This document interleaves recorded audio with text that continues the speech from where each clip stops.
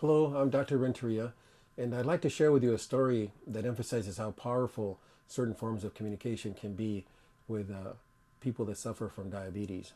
When I was a resident, my mother in the middle of the night called me, and I was awakened from a sleep, and she was tearful and very concerned and was talking to me about someone she cared about who was suffering a serious complication of diabetes, and it looked like they were going to have a bad outcome. And I was half asleep, and I'm trying to think of, well, gee, who's she talking about? Because I didn't recognize the name, but obviously she was very distraught and really wanted to talk to me about, well, what could happen to this person? What were the possibilities of treating her? How could the medical system help her? But it sounded like it was something that just was not going to work out.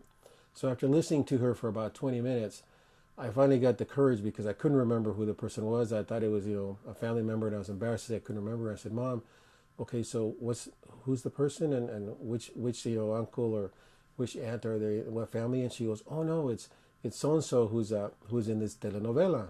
And I'm like, "Oh, okay." I said, "Really?" And she goes, "Yeah." She goes, "And I'm really worried because I think she's not going to make it." And I said, "Wow." So I had to sort of sit there and think, because my mom was so into this story, obviously, that this character was not a character to her, it was a real person, and she was really concerned about how this person's outcome would be.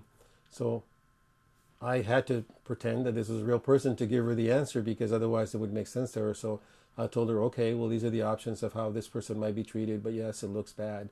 And at the end of it, she realized that this character was, or this person was probably going to pass away from these diabetic complications.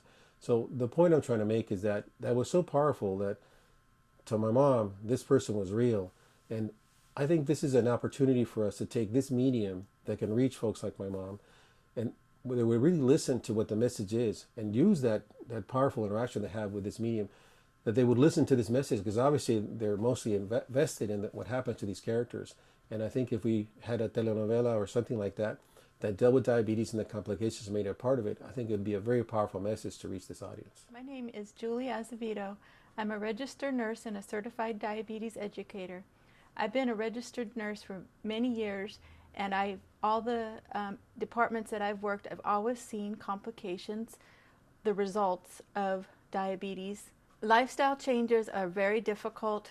I've seen some pretty bad complications with people, but through lifestyle changes, behavior modification, just having education, these can be prevented or postponed, and it is hard, but it can be done. With funding, you can help us improve these people's quality of life, because we can use the funding to help educate our patients with diabetes. Thank you.